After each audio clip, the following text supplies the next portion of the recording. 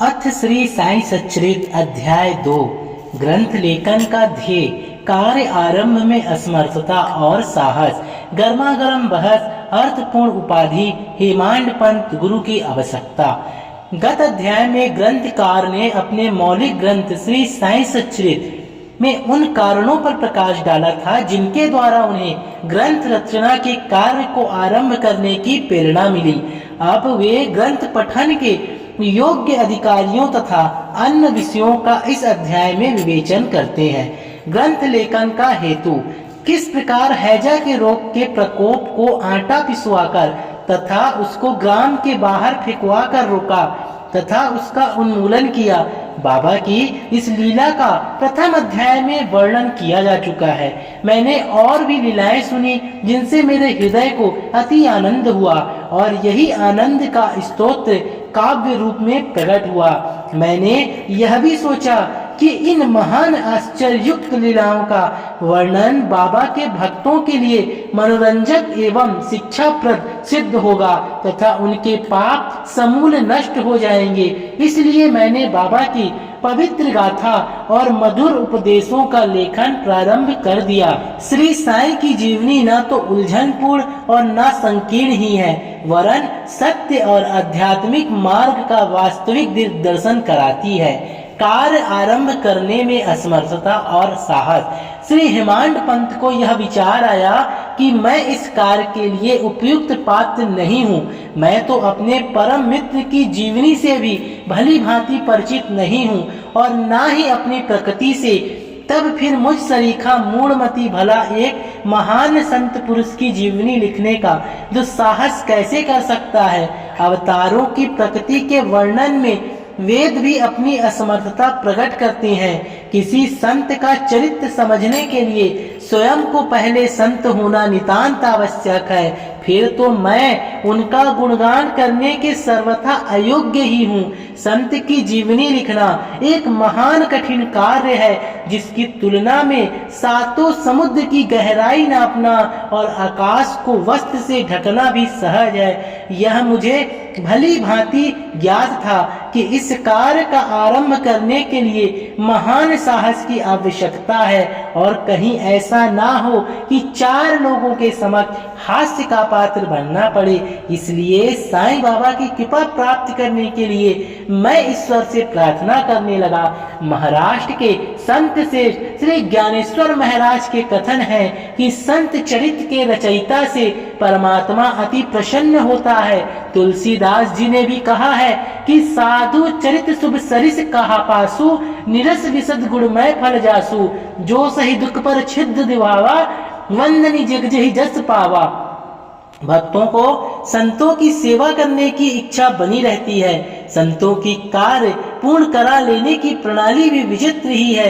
यथार्थ प्रेरणा तो संत ही किया करते हैं, भक्त तो निमित्त मात्र या कहिए कि कार्य पूर्ति के लिए एक यंत्र मात्र है। उदारता सक संवत 1700 में कवि महापति को संत चरित लेखन की प्रेरणा हुई। संतों ने अंतः प्रेरणा की और कार्य पूर्ण हो गया। इसी प्रकार सत संवत 1800 में श्री दास गणु की सेवा स्वीकार हुई। महापति ने 4 काव्य रचे, भक्त विजय, संत विजय, भक्त लीलामृत और संत लीलामृत, और दास गणु ने केवल 2, भक्त लीलामृत और संत कथामृत, जिसमें आधुनिक संतों के चरित्रों का वर्णन है। भक्त लीलामृत के अध्याय 31, 32 और 33 तथा संत कथामृत के 97वें अध्याय में श्री साईं बाबा की मधुर जीवनी तथा अमूल्य उपदेशों का वर्णन सुंदर एवं रोचक ढंग से किया गया है। पाठकों, आपसे उनके पठन का अनुरोध है। इसी प्रकार श्री साईं बाबा की अद्भुत लीलाओं का वर्णन एक बहुत ही सुंदर छोटी सी पुस्तिका श्री साईं बाबा भजनमाला में किया गया है। इसकी रचना बांद्रा की श्रीमती सावित्री बाई रघुनाथ तेंदुलकर ने की है। श्री दास गणु महाराज ने भी श्री साईं बाबा पर कई मधुर कविताओं की रचना की है और एक भक्त अमीदास भवानी मेहता ने भी बाबा की कथाओं को गुजराती में प्रकाशित किया है। साईं प्रभा नामक पत्रिका में भी कुछ लीलाएं शिरडी के दक्षिणा भिक्षा संस्थान द्वारा प्रकाशित की गई। अब प्रश्न यह उठता है कि जब श्री साईं बाबा महाराज के जीवन पर प्रकाश डालने वाला इतना साहित्य उपलब्ध है, फिर और एक ग्रंथ साईं सच्चित रचने की आवश्यकता ही कहाँ पैदा होती है। इसका उत्तर केवल यही है कि श्री साईं बाबा की जीवनी सागर के सदृश अगाध, विस्तृत और अथाह है। यदि इसमें गहरे गोते लगाया जाए तो ज्ञान एवं भक्ति रूपी अमूल्य रत्नों की सहज ही प्राप्ति हो सकती है, जिनसे मोक्षाओं को बहुत लाभ होगा। श्री साईं बाबा की जीवनी, उनके दृष्टांत एवं उपदेश महान आश्चर्य से परिपूर्ण है। दुख और दुर्भाग्यग्रस्त मानव को इनसे शांति और सुख प्राप्त होगा तथा लोक व परलोक में निश्रेयस की प्राप्ति होगी। यदि श्री साईं बाबा के उपदेशों का जो वैदिक शिक्षा के समान ही मनोरंजक और शिक्षाप्रद है, ध्यान पूर्वक श्रवण एवं मनन किया जाए तो भक्तों को अपने मनोवांछित फल की प्राप्ति हो जाएगी, अर्थात ब्रह्मा से अभिन्नता, अष्टांग योग की सिद्धि और समाधि आनंद आदि की प्राप्ति सरलता से हो जाएगी। यह सोचकर ही मैंने चरित्र की कथाओं को संकलित करना प्रारंभ कर दिया। साथ ही यह भी विचार आया कि मेरे लिए सबसे उत्तम साधना भी केवल यही है जो भोले भाले प्राणी श्री साईं बाबा के दर्शनों से अपने नेत्र सफल करने के सौभाग्य से वंचित रहे हैं। उन्हें जो भोले भाले प्राणी श्री साईं बाबा के दर्शनों से अपने नेत्र सफल करने के सौभाग्य से वंचित रहे हैं, उन्हें यह चरित्र अति आनंददायक प्रतीत होगा। अतः मैंने श्री साईं बाबा के उपदेश और दृष्टांतों की खोज प्रारंभ कर दी, जो कि उनकी असीम सहज प्राप्त अनुभूतियों का निचोड़ था। मुझे बाबा ने प्रेरणा दी और मैंने भी अपना अहंकार उनके श्री चरणों पर निछावर कर दिया। मैंने सोचा कि अब मेरा पथ अति सुगम हो गया है और बाबा मुझे इहलोक और परलोक में सुखी बना देंगे। मैं स्वयं बाबा की आज्ञा प्राप्त करने का साहस नहीं कर सकता था, अतः मैंने श्री माधव नाम उपराम सामा से, जो कि बाबा के अंतरंग भक्तों में से थे, इस हेतु प्रार्थना की। उन्होंने इस कार्य के निमित्त श्री साईं बाबा से विनम्र शब्दों में इस प्रकार प्रार्थना की कि ये अन्ना साहेब आपकी जीवनी लिखने के लिए अति उत्सुक हैं, परंतु आप कृपया ऐसा न कहना कि मैं तो एक फकीर हूँ तथा मेरी जीवनी लिखने की आवश्यकता ही क्या है। आपकी केवल कृपा अनुमति से ही ये लिख सकेंगे अथवा आपके श्री चरणों का पुण्य प्रताप ही इस कार्य को सफल बना देगा। आपकी अनुमति तथा आशीर्वाद के अभाव में कोई भी कार्य यशस्वी नहीं हो सकता। यह प्रार्थना सुनकर बाबा को दया आ गई। उन्होंने आश्वासन और उदी देकर अपना वरद हस्त मेरे मस्तक पर रखा और कहने लगे कि इन्हें जीवनी और दृष्टांतों को एकत्रित कर लिपिबद्ध करने दो। मैं इनकी सहायता करूंगा। मैं स्वयं ही अपनी जीवनी लिखकर भक्तों की इच्छा पूर्ण करूंगा, परंतु इनको अपना अहम त्याग कर मेरी शरण में आना चाहिए। जो अपने जीवन में इस प्रकार आचरण करता है उसकी मैं अत्यधिक सहायता करता हूँ। यदि जीवन कथाओं की बात तो हद है, मैं तो इन्हें घर बैठे अनेक प्रकार से सहायता पहुँचाता हूँ। जब इनका अहम पूर्णता नष्ट हो जाएगा और खोजने पर लेस मात्र भी ना मिलेगा, तब मैं इनके अंतःकरण में प्रकट होकर स्वयं ही अपनी जीवनी लिखूंगा। मेरे चरित्र और उपदेशों के श्रवण मात्र से ही भक्तों के हृदय में श्रद्धा जागृत होकर सरलता पूर्वक आत्मानुभूति एवं परमानंद की प्राप्ति हो जाएगी। ग्रंथ में अपने मत का प्रतिपादन और दूसरों का खंडन तथा अन्य किसी विषय के पक्ष या विपक्ष में व्यर्थ के वाद विवादों की कुचेष्टा नहीं होना चाहिए। अर्थपूर्ण उपाधि हेमांडपन।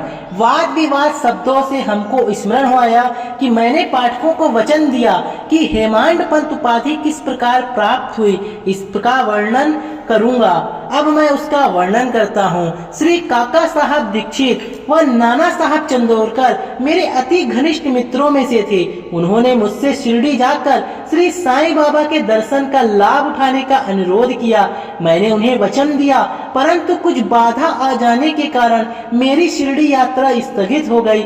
मेरे एक घनिष्ठ मित्र का पुत्र लोनावाला में रोगग्रस्त हो गया था। उन्होंने सभी संभव अधिभौतिक और आध्यात्मिक उपचार किए, परंतु सभी प्रयत्न निष्फल हुए और ज्वर किसी प्रकार भी कम न हुआ। अंत में उन्होंने अपने गुरुदेव को उसके सिरहाने बिठलाया, परंतु परिणाम पूर्वत ही हुआ। यह घटना देखकर मुझे विचार आया कि जब गुरु एक बालक के प्राणों की भी रक्षा करने में असमर्थ है, तब उनकी उपयोगिता ही क्या है, और जब उनमें कोई सामर्थ्य ही नहीं, तब फिर शिरडी जाने से क्या प्रयोजन। ऐसा सोचकर मैंने अपनी यात्रा स्थगित कर दी, परंतु जो होना था वह तो होकर ही रहेगा। और वह इस प्रकार हुआ भक्तों। प्रांताधिकारी नाना साहब चंदोरकर बसई के दौरे पर जा रहे थे। वे थाने से डाडर पहुंचे और बसई जाने वाली गाड़ी की प्रतीक्षा कर रहे थे। उसी समय बांद्रा लोकल आ पहुंची, जिसमें बैठकर वे बांद्रा पहुंचे तथा शिरडी यात्रा स्थगित करने के लिए मुझे आड़े हाथों लिया। नाना साहब का तर्क मुझे उचित तथा सुखदायी प्रतीत हुआ और इसके फलस्वरूप मैंने उसी रात्रि को शिरडी जाने का निश्चय किया और सामान बांधकर शिरडी की यात्रा को निकल पड़ा। मैंने दादर जाकर वहां से मनमाड़ की गाड़ी पकड़ने का कार्यक्रम बनाया। इस निश्चय के अनुसार मैंने दादर जाने वाली गाड़ी के डिब्बे में प्रवेश किया। गाड़ी छूटने ही वाली थी कि इतने में एक यवन मेरे डिब्बे में आया और मेरा सामान देखकर मुझसे मेरा गंतव्य पूछने लगा। मैंने अपना कार्यक्रम उसे बतला दिया तो उसने मुझसे कहा कि मनमाड़ की गाड़ी दादर पर खड़ी नहीं होती, इसलिए सीधे बोरी बंदर होकर जाओ। यदि यह एक साधारण सी घटना घटित न हुई होती तो मैं अपने कार्यक्रम के अनुसार दूसरे दिन शिरडी न पहुंचने के कारण अनेक प्रकार की शंका से घिर जाता, परंतु ऐसा घटना था, बाबा का साथ देना था। बाग ने साथ दिया और दूसरे दिन 9-10 बजे के पूर्व ही मैं शिरडी पहुंचा। और यह 1910 की बात है, जब वहां भक्तों के ठहरने के लिए एकमात्र साठे बाड़ा ही था। तांगा से उतरने पर मैं साईं बाबा के दर्शनों के लिए बहुत ललायित था और उसी समय भक्त प्रवर श्री तात्या साहब नूरकर मस्जिद से लौटे थे। उन्होंने बतलाया कि इस समय श्री साईं बाबा मस्जिद की मोड़ पर हैं, अभी केवल उनके प्रारंभिक दर्शन कर लो और स्नान करने के बाद सुविधा से भेंट करना। यह सुनते ही मैं दौड़ कर गया और बाबा की चरण वंदना की। मेरी प्रसन्नता का परावर न रहा। मुझे क्या नहीं मिल गया। मेरा शरीर उल्लासित सा हो गया। क्षुधा और तृषा की सुधि जाती रही। जिस क्षण से उनके भव्य विनाशक चरणों का स्पर्श प्राप्त हुआ, मेरे जीवन के दर्शनार्थ सारे रोग प्रोत्साहन और सहायता पहुंचाई। उनके प्रति मेरा हृदय बारंबार कृतज्ञता से अनुभव करने लगा। मैं उनका सदैव के लिए ऋणी हो गया। उनका यह उपकार मैं कभी भूल नहीं सकूंगा। यथार्थ में वही मेरे कुटुंबी और उनके ऋण से मैं कभी भी मुक्त नहीं हो सकता। मैं सदा उनका स्मरण कर उन्हें मानसिक प्रणाम किया करता हूँ। जैसा कि मेरे अनुभव में आया कि साईं के दर्शन में ही यह विशेषता है कि विचार परिवर्तन तथा पिछले जन्मों का कर्म शीघ्र मंद मंद पड़ने लगता है और धीरे धीरे अनासक्ति और सांसारिक भोगों से वैराग्य बढ़ता जाता है। केवल गत जन्मों के शुभ संस्कार एकत्रित होने पर ही ऐसे प्रभु का दर्शन प्राप्त होना सुलभ हो सकता है। मैं आपसे शपथ पूर्वक कहता हूँ भक्तों, यदि आप श्री साईं बाबा को एक दृष्टि भर के देख लेंगे तो आपको संपूर्ण विश्व ही साईंमय दिखलाई पड़ेगा। गर्मा गर्म बहस। शिरडी पहुंचने के प्रथम दिन ही बाला साहब तथा मेरे बीच गुरु की आवश्यकता पर वाद विवाद छिड़ गया। मेरा मत था कि स्वतंत्रता त्याग कर पराधीन क्यों होना चाहिए तथा जब कर्म करना ही पड़ता है तब गुरु की आवश्यकता ही कहाँ रही। प्रत्येक को पुण्य प्रयत्न कर स्वयं को आगे बढ़ाना चाहिए। गुरु शिष्य के लिए करता ही क्या है, वह तो सुख से निद्रा का आनंद लेता है। इस प्रकार मैंने स्वतंत्रता का पक्ष लिया और बाला साहब ने परार्ध का। उन्होंने कहा कि जो विधि लिखित है वह घटित होकर रहेगा। इसमें उच्च कोटि के महापुरुष और भी असफल हो गए। कहावत है, मेरे मन कछु और है, धाता के कछु और। फिर परामर्श युक्त शब्दों में बोले, भाई साहब यह निर्विदता छोड़ दो, यह अहंकार तुम्हारी कुछ भी सहायता ना कर सकेगा। इस प्रकार दोनों पक्षों के खंडन मंडन में 1 घंटा व्यतीत हो गया और सदैव की भांति कोई निष्कर्ष ना निकल सका। इसलिए तंग और विवश होकर विवाद को स्थगित करना पड़ा। इसका परिणाम यह हुआ कि मेरी मानसिक शांति भंग हो गई तथा मुझे अनुभव हुआ कि जब तक घोर दैहिक बुद्धि और अहंकार ना हो तब तक विवाद संभव नहीं है। वस्तुतः यह अहंकार ही विवाद की जड़ है। जब अन्य लोगों के साथ मैं मस्जिद गया तब बाबा ने काका साहब को संबोधित कर प्रश्न किया कि साठे बाड़ा में क्या चल रहा है, किस विषय में विवाद था। मेरी और दृष्टिपात कर बोले कि इन हेमांड पंथ के लिए क्या कहा। ये शब्द सुनकर मुझे अधिक अचंभव हुआ। साठे बाड़ा और मस्जिद में अधिक अंतर था। सर्वज्ञ या अंतर्यामी हुए बिना बाबा को विवाद का ज्ञान कैसे हो सकता था। मैं सोचने लगा कि बाबा हेमांड पंथ के नाम से मुझे क्यों संबोधित करते हैं। यह शब्द तो हेमांद्री पंथ का अपभ्रंश है। हेमांद्री पंथ देवगिरी यादव राजवंशी महाराजा महादेव और रामदेव के विख्यात मंत्री थे। वे उच्च कोटि के विद्वान, उत्तम प्रकृति और चतुर्वर्ग चिंतामणि, जिसमें आध्यात्मिक विषयों का विवेचन है, और राज प्रशिस्त जैसे उत्तम काव्यों के रचयिता थे। उन्होंने ही हिसाब किताब लिखने की नवीन प्रणाली को जन्म दिया था। और कहा मैं इसके विपरीत एक अज्ञानी मूर्ख और मंदवती हूँ। अतः मेरी समझ से यह न आ सका कि मुझे इस विशेष उपाधि से विभूषित करने का क्या तात्पर्य है। गहन विचार करने पर मैं इस निष्कर्ष पर पहुंचा कि कहीं मेरे अहंकार को चूर्ण करने के लिए ही तो बाबा ने इस अस्त्र का प्रयोग नहीं किया है, ताकि मैं भविष्य में सदैव के लिए निराभिमानी एवं विनम्र हो जाऊं। अथवा कहीं ये मेरे वाक चातुर्य के उपलक्ष्य में मेरी प्रशंसा तो नहीं। भविष्य पर दृष्टिपात करने से प्रतीत होता है कि बाबा के द्वारा हेमांड पंथ की उभास्थि से विभूषित करना कितना अर्थपूर्ण और भविष्य गोचर था। सर्वविदित है कि कालांतर में दाभोलकर ने श्री साईं बाबा संस्थान का प्रबंध कितने सुचारू एवं विद्वतापूर्ण ढंग से किया था। हिसाब किताब आदि कितने उत्तम प्रकार से रखे तथा साथ ही साथ महाकाव्य साईं सच्चरित की रचना की। इस ग्रंथ में महत्वपूर्ण आध्यात्मिक विषयों जैसे ज्ञान, भक्ति, वैराग्य, शरणागति व आत्मनिवेदन आदि का समावेश है। गुरु की आवश्यकता, इस विषय में बाबा ने क्या उद्गार प्रकट किए, इस पर हेमांड पंथ द्वारा लिखित कोई लेख या स्मृति पत्र प्राप्त नहीं है, परंतु काका साहब दीक्षित ने इस विषय पर अनेक लेख प्रकाशित किए हैं। बाबा से भेंट करने के दूसरे दिन हेमांड पंथ और काका साहब ने मस्जिद में जाकर गृह लौटने की अनुमति मांगी। बाबा ने स्वीकृति दे दी। किसी ने प्रश्न किया, बाबा कहाँ जाएं? उत्तर मिला, ऊपर जाओ। प्रश्न, मार्ग कैसा है? बाबा, अनेक पंथ है, यहाँ से भी एक मार्ग है, परंतु यह मार्ग दुर्गम है तथा सिंह और भेड़िए भी मिलते हैं। काका साहब, यदि पथ प्रदर्शक भी साथ हो तो? बाबा, तब कोई कष्ट ना होगा। मार्ग प्रदर्शक तुम्हारी सिंह और भेड़िए खंदकों से रक्षा कर तुम्हें सीधे निर्दिष्ट स्थान पर पहुंचा देगा, परंतु उसके अभाव में जंगल में मार्ग भूलने, गड्ढे में गिर जाने की संभावना है। दाभोलकर भी उपयुक्त प्रसंग के अवसर पर वहां उपस्थित थे। उन्होंने सोचा कि जो कुछ बाबा कह रहे हैं वह गुरु की आवश्यकता क्यों है। इस प्रश्न का उत्तर है, सदा के लिए मन में यह गांठ बांध लो कि अब कभी किस विषय पर विवाद नहीं करेंगे।